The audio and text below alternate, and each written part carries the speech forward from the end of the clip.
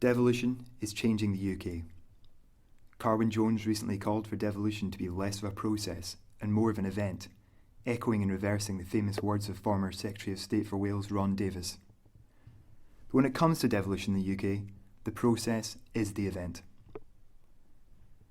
Wales was given its own Secretary of State by the Labour government of 1964 with the establishment of the Welsh office.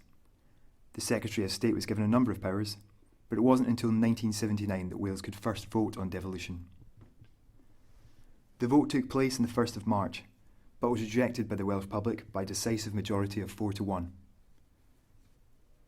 The 1980s saw strikes and industrial decline, but as modesty would remind us, there were some lights that weren't quite ready to go out. The Cardiff Bay Development Corporation was set up in 1987 and has regenerated a formerly dilapidated area of the city. Now, the Bay Area is home to many of Cardiff's most prominent tourist attractions, though growing divisions with the neighbouring Bute Town community have continued to dog the project.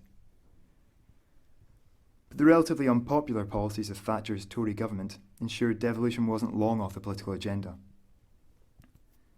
Welsh devolution finally arrived in 1997 under Tony Blair's Labour government.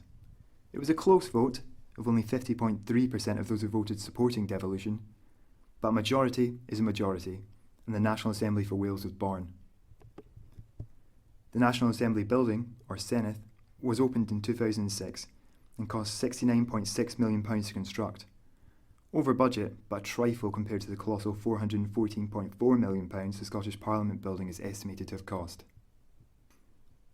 Designed by Richard Rogers, the uber-sustainable structure's transparent design mirrored a new optimism for a better kind of politics. But devolution didn't end with the building of the Senedd. As former Secretary of State for Wales Ron Davies famously said, devolution is a process, not an event. David Cameron and Nick Clegg recently announced more fiscal powers for Wales, including a potential referendum on the partial devolution of income tax.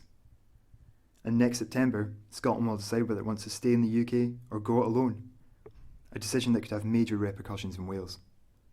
And so, the journey continues.